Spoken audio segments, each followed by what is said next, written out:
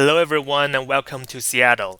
In this video, we're going to drive to the State Route 99 southbound from West Seattle. As we know, it's quite an easy route to drive to the northbound 99. From West Seattle, you just take the high-rise bridge, the West Seattle Bridge, and take an exit to the left, and you will find yourself on the northbound. And that's how many people commute daily from between Seattle and West Seattle. However, it's quite a different story if you want to go to the southbound 99 because there's no exit on the West Seattle Bridge. If you drive on the high-rise bridge, you can go to State Route 99 northbound or you can go to Interstate 5 either north or south.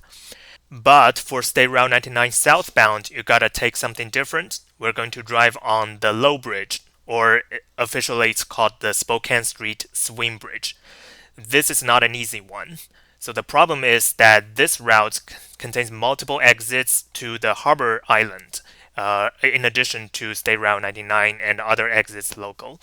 Although this route is also signed for SR 99 South, we really recommend you combine those road signs together with your mobile navigation. So the problem with using navigation alone is if you're not familiar enough, you'll sometimes be really confused in the maze.